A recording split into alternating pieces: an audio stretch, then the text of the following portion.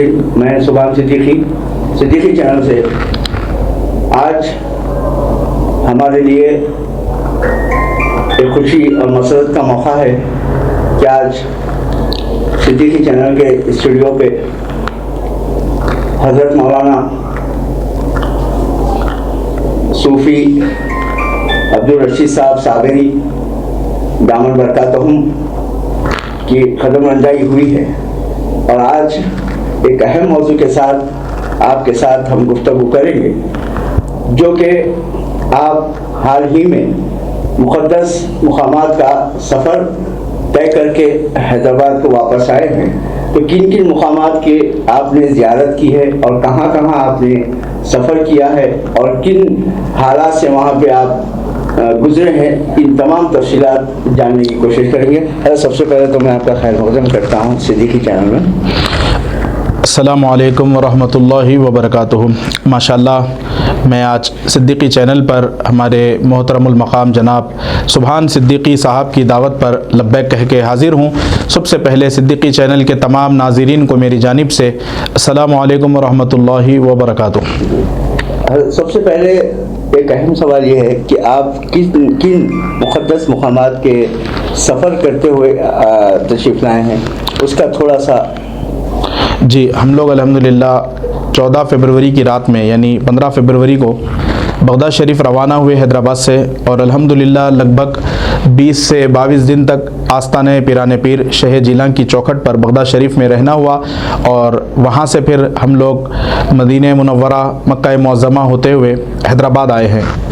جی تو یہ ایک سفر جو ہے مدینہ منورہ سے بغداد شریف کا تھا؟ جی نہیں، بغداد شریف سے مدینہ منورہ۔ بغداد شریف سے مدینہ منورہ کا سفر تھا۔ جی، تو بغداد شریف میں جو اب کے جو حالات چل رہے ہیں، تو اس کے بعد آپ کو کچھ اٹپٹا سا کچھ عجیب لگا وہاں پہ؟ جی نہیں، دیکھیے دراصل کیسا تھا، ہمارے سفر کی ترتیب یہ تھی کہ ہم لوگ حیدرآباد سے بغداد شریف پہنچے، اور بغداد شریف میں 20 دن قیام کے بعد واپس حیدرآباد آنا تھا، یعنی 5 تاریخ کو ہماری واپسی تھی دراصل۔ تو ہمارے کو ایئر لائنس کی جانب سے لگ بھگ ایک ہفتہ پہلے قبل یہ میسج آیا کہ آپ کا جو 5 تاریخ کا فلائٹ ہے وہ کینسل ہو گیا ہے، تو آپ یا 3 تاریخ کر سکتے ہیں یا اسے ترتیب آگے بڑھا کر یعنی ایکسٹینڈ کر کے اگر آپ 8 تاریخ لینا چاہیں تو پھر وہ دربار آپ جانتے ہیں صدیقی صاحب کے شہ جیلان کی چوکھٹ پر رہنا باعث برکت ہے، تو ہم نے 3 دن اور اضافہ کیے، اور 8 تاریخ کا ہمارا واپسی کا سفر تھا۔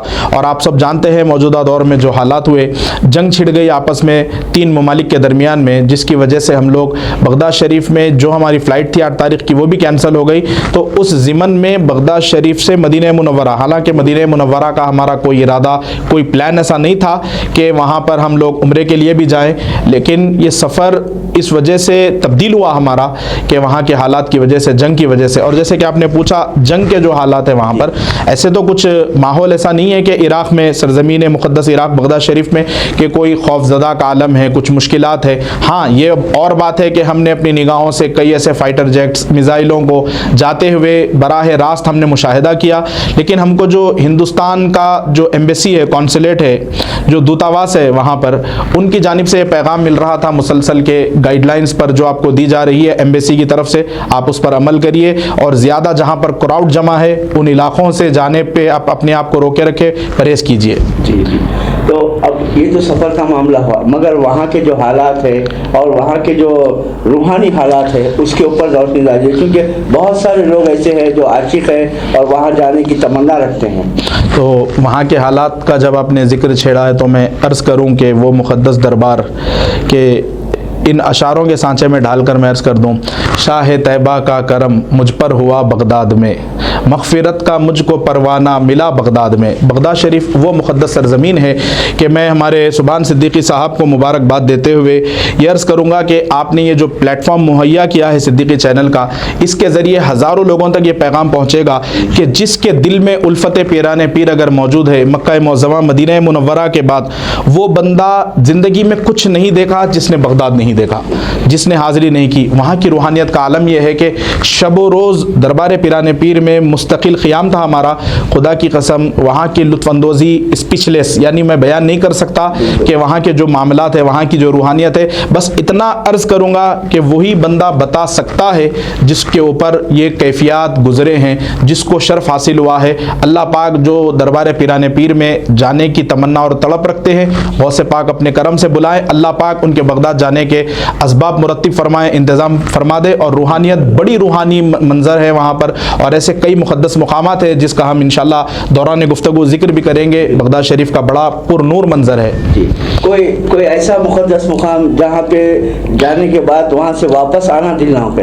یہ مقدس مقام میں آپ کو عرض کر دوں کہ جب دربار پیران پیر میں بندہ اندر حاضر ہوتا ہے اور وہ منظر اس کے سامنے ہوتا ہے، خدا کی قسم کہ بس یوں کہوں سامنے تیری جالی ہے، دامن میرا خالی ہے، ہاتھ پھیلائے سوالی ہے، دے دو صدقہ شہنشاہ، پنجتن پاک کے نور نظر، لخت جگر کا دربار، شہ جیلاں کی چوکھٹ پر جب بندہ آستانے کے اندر انٹر ہوتا ہے اور جب بندہ جا کر غوث پاک کی جالیوں کو دیکھتا ہے اور جالی کو چومتا ہے، خدا کی قسم اس کو ہر چیز کائنات کی مل گئی. یوں سمجھ لیں آپ کہ حسرتیں انسان کے قلب کی مٹ گئی. وہاں پر جب بندہ بارگاہ پیران پیر میں حاضر ہوتا ہے تو ہر بندہ مومن کی یہ کیفیت ہوتی ہے کہ اب یہاں سے واپس نہ جایا جائے.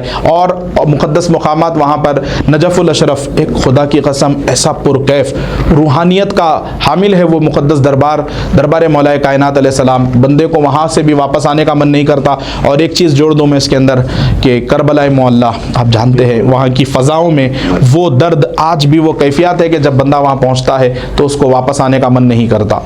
جی اور حضرت جو عاشقان رسول ہے ان کے لیے کوئی ایک نصیحت اس متعلق، کیونکہ آج کا ماحول ایسا ہو گیا ہے لوگ تھوڑا سا کچھ پڑھ لکھتے ہیں تو بزرگان دین کے معاملے میں بھی کچھ لب کشائی کر دیتے ہیں، تو ان کے لیے آپ کا کیا میسج ہے؟ دیکھیے میں ان کے لیے یہی میسج عرض کروں گا کہ قول النبی صلی اللہ تعالیٰ علیہ وآلہ وسلم من عاد لی ولیا فقد آذنتہ بالحرب، صدق رسول اللہ صلی اللہ تعالیٰ علیہ وآلہ وسلم کہ جو میرے دوستوں کی شان میں ادنا سا بھی جملہ استعمال کرتا ہے، وہ چھوٹا ادنا درجے کا بھی کیوں نہ ولی ہو، میں اس کے خلاف اعلان جنگ کرتا ہوں. یہ اللہ رب العزت فرما رہا ہے.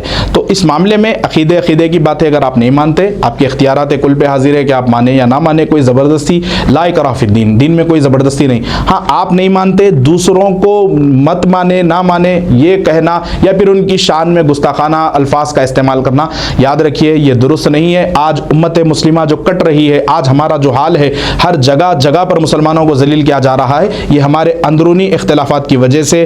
اور خاص کر ہم اپنے جو تاریخ میں اکابرین گزرے ان کی شان میں اگر ہم لب کشائی کریں گے، اپنے لوگ جب موقع دیں گے تو پھر غیروں کو بھی موقع مل رہا ہے، وہ بھی طرح کی گستاخیاں کر رہے ہیں. تو اس سے بچے. یہ جو میسج ہے سبحان صدیقی چینل کے تمام دیکھنے والوں کو میں عرض کروں گا کہ آپ اولیاء کرام سے محبت کریں، ان کا ادب کریں، ان کا احترام کریں.